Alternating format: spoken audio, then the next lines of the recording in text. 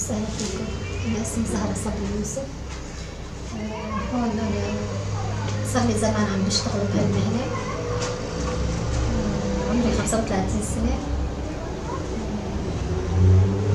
الحمد لله دارسة إرشاد نفسي، درست سنتين وسنتين حقوق، واتجهت أكثر شيء لمجال الخياطة اللي هو التدريب المهني، لأن هذا يعني حبيته أكثر صراحة. والله كان بدايتي أنا وصغيرة بصراحة، كان عندي ألعاب وكنت أحب أفصل للألعاب، قص للألعاب وساوي لهم تياب. حتى يعني أكثر الأحيان كانوا رفقاتي دائما يقولوا لي إيش قد تياب ألعابك حلوة، عن جد كثير حلوة. بلشت بهيك، طورت هالمهنة. أنا لما صرت صبية صرت أحب كل شيء، يعني إنه أشيل قطعة أحب أرجع أفصلها، أرجع أقصها من جديد، أرجع أخيطها ولو إنه كان بإيدي، لأن ما كان عندي أول شيء ماكينة خياطة. فصرت كل ما حبيت شغلة أحب أساوي مثله، يعني موديل أحب أفصل مثله، إنه لحالي للبيت لبنات أخوتي هيك بلشت. بعدين آخر شيء تطورت، صارت هي وسيلة العيش صراحة، إني احتجت إني لهالهواية تكون تصير مهنة إلي وتكون وسيلة عيش. وبلشت بقى أشتغل فيها بورشات الخياطة، بورشات التدريب المهني، كمان مع الاحتياجات الخاصة اللي هن افتح لحالي محل يكون خاص فيني، اترك فيه بصمة لحالي، شيء حلو لحالي. ففكرت اني افتح مركز مهني كمان بنفس مجالي لذوي الاحتياجات الخاصة، اني اعلمهم هن ويطلعوا يعني على المجتمع مفيدين، وادمجهم مع الطبيعيين بنفس الوقت. لان انا حبيت هاي الفكرة، انه لا يكونوا عالي على المجتمع، بالعكس لازم يكونوا كمان يعني منتجين بنفس الوقت، ولا يكونوا عبء كمان على الأسرة كمان، لأن الأسرة أحيانا فيها أكثر من شخص أو شخصين من ذوي الاحتياجات الخاصة. فأنا بهالفكرة اليوم صار مركزي مكمل للمراكز الثانية اللي هي المراكز الأكاديمية. بعد العمر ال 12 سنة أستقبل الطفل اللي هو ذوي الاحتياجات الخاصة. طبعا الحالات مو الحالات اللي كتير صعبة، الحالات التخلف، متلازمي الداون، الدرجات الخفيفة، طبعا حالات طيف التوحد اللي بيطلع معهم شغل. فاني حبيت اوظف نقاط الضعف بساويها نقاط قوة عندهم. وبهذا المجال الحمد لله يا رب يعني لقيت اقبال كمان على المركز، على الفكرة بنفس الوقت. كتير كان الشغل حلو يعني الحمد لله.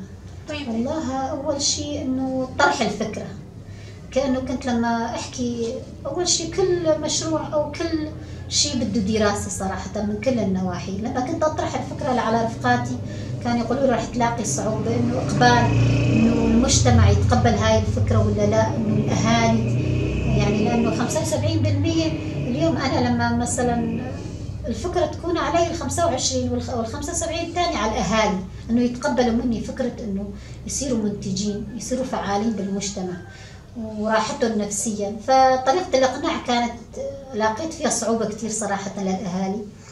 بعد ما كانوا يتخرجوا من المراكز الثانية كنت أرجع دق على تليفونات الأهالي وأقول لهم إنه رجعوا خلي يلتحقوا بالمراكز المهنية يلي هي المهنة اللي يحبوها. على فكرة أنا ما أفرض المهنة، أنا إنه المهنة حسب ميول الطفل.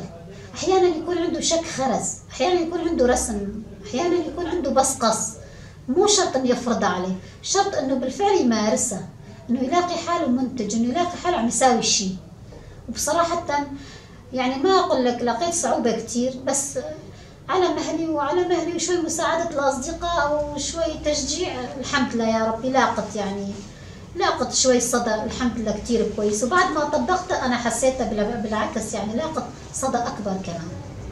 والله المجال فادني اليوم. أنا يعني كنت نعمل دائما دراسة على الحالات وتنوضع لها خطط علاجية، فأنا هذا المجال فادني إني غيرت الخطط العلاجية لخطط تدريب مهنية، أو بالأحرى يعني تأهيل مهني وتدريب وبنفس الوقت تشغيل. فادتني إني طبقت خطط علاجية على هذا المجال، وعرفت الحالات كمان من بعضها.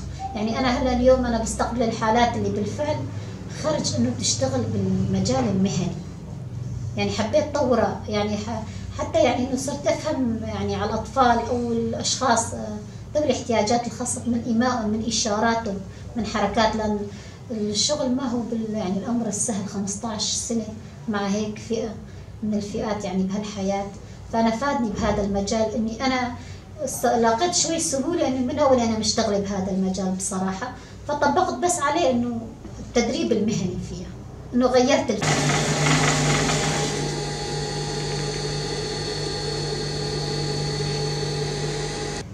والله بصراحة أنا عم أقول لك الشيء الأساسي أنا هون يعني حبيت فكرة الدمج، وإنه اليوم لما يتعلم عندي بالمركز وتكون في هون شخص كمان طبيعي معه عم يتعلم، الفكرة إنه يتقبلوا، الفكرة إنه اليوم ما راح يضل عندي بس، يطلع يعني ندخله للسوق العمل كمان، إنه يكون له دور كمان. الفكرة أهم شيء الأساسية عندي هي فكرة الدمج ذوي الاحتياجات الخاصة مع الطبيعيين، يتقبلون كل مجالات الحياة بصراحة. ولقيت يعني اليوم عم أشوفهم يتساعدوا، لما بمد قماش الشخص الطبيعي عم يحط ذوي الاحتياجات الخاصة يقول له هيك امسكوا هيك مدوا. أنا حبيت هالتعاون صراحة هون عندي بمركزي فيه، يعني حبيت هذا الشيء. أنا اليوم لما عم تروح الطفلة كمان تقول والله في بيناتنا أولاد من ذوي الاحتياجات الخاصة، لأهاليها تحكي، الأهالي يحكوا له أشخاص ثاني كثير من يعني مجتمعية زاد لنا. عم نقول لك الفكرة إنه نحن بدنا ندمجهم بسوق العمل كمان، الفكرة مو بس عندي هون بالمركز. أنا اليوم إذا تعلم عندي شوي بدي أدمجه كمان بسوق العمل. والله صراحة الدعم لهلا دعم لحالي، دعم شخصي. أنا صراحة أنا يعني اشتغلت 15 سنة، قدرت أشتري سنة ماكينة وسنة طاولة قص وسنة، يعني الدعم مني ذاتيا يعني بصراحة. هلا ما في حاليا دعم، بس بتمنى بصراحة إنه المركز يعني بده صراحة يكون أكبر، بده يكون في غرف. فإذا في شيء حدا إنسان يعني يقدر مثلا يدعمنا بهالمجال وحب الفكرة كمان، بالعكس يعني إنه يمد إيده إلنا ونحن نمد إيدنا بنفس الوقت ونحط إيدنا بإيد بعض، بالعكس ننمي الفكرة ونكبرها ليكون مركز من المراكز الكبيرة، مو إنه يكون مركز صغير كمان. يعني أنا أحب صراحة هذا الشيء.